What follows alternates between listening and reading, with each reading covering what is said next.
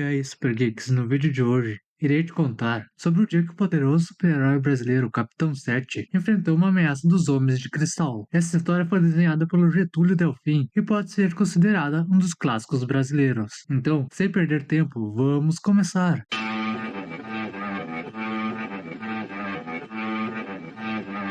Essa história começa na metrópole de São Paulo, quando numa manhã a cidade acorda com um assalto que destruiu a vitrine de uma joalheria. Um verdadeiro enigma que a polícia tenta descobrir os culpados. Os policiais no local começam a se perguntar o que está acontecendo, pois o misterioso assaltante havia roubado apenas as joias preciosas e havia deixado os metais preciosos no mesmo local. Logo em seguida, os policiais levam as evidências para o jovem cientista Carlos, para que ele possa examinar as evidências e tentar encontrar impressões digitais. Carlos então reflete o acontecido, dizendo que aquele era um caso realmente estranho. Nos próximos dias, os assaltos na cidade continuaram a acontecer. Todos os assaltos estavam acontecendo nas mesmas circunstâncias, com apenas as joias sendo levadas. Os jornais locais começam a espalhar as notícias. Os roubos começam a causar nervosismo na população. Algumas pessoas começam a afirmar que o povo já está rindo da polícia por não conseguir parar os misteriosos assaltos. Enquanto isso, do outro lado da cidade, Carlos é cobrado pela polícia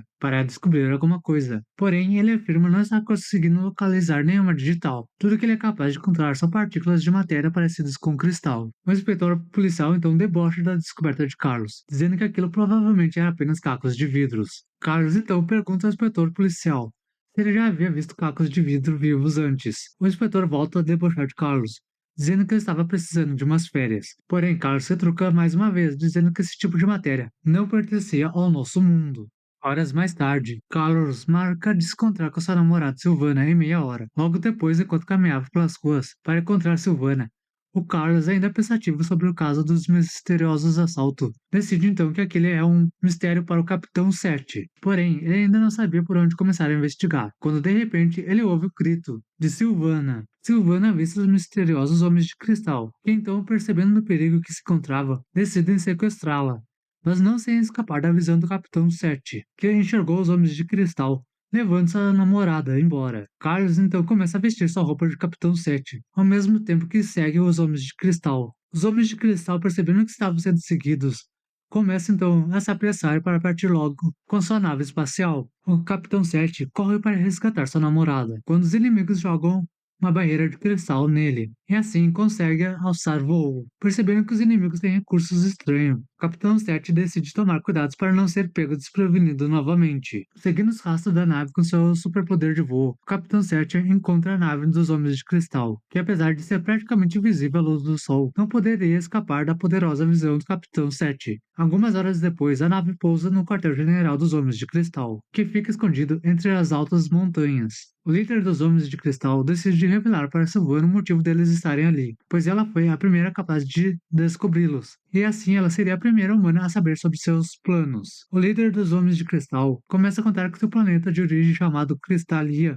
estava com seus dias contados, pois seu planeta está cada vez mais sendo atraído pelo seu Sol, e destruindo a fonte de vida daqueles seres, que é o próprio cristal, que não é apenas a fonte de vida, como parte de seus corpos, e que pelo fato da Terra ser o planeta mais próximo deles, esta seria transformada em seu novo planeta. O líder dos Homens de Cristal decide eliminar Silvana, pois ninguém poderia saber de seus planos. É quando de repente aparece protegendo Silvana de raios de energia o poderoso Capitão 7. O líder de Cristal comanda todos os seus soldados a atacar ao mesmo tempo o Capitão 7, mas com facilidade, o herói começa a derrotar todos eles, até que alcança o líder, que implora para que o capitão não o machuque. O Capitão 7 fala que não machucaria eles, mas com uma condição, de que eles se rendessem e teria que desistir de seus planos. Com a condição aceita, o líder dos Homens de Cristal na Terra comunica a seu povo que eles deveriam alterar sua missão, pois a Terra não tinha condições para eles viver. Mas a mensagem chega atrasada, e Capitão 7 e o Homem de Cristal recebem a mensagem que as tropas espaciais de Cristalia chegaram próximo à Terra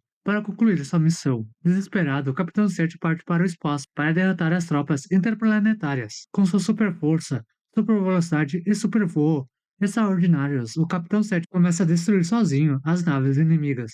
Percebendo a presença do herói, os soldados de cristal começam a comandar suas naves para atacar o Capitão 7, que facilmente destrói elas com sua poderosa força.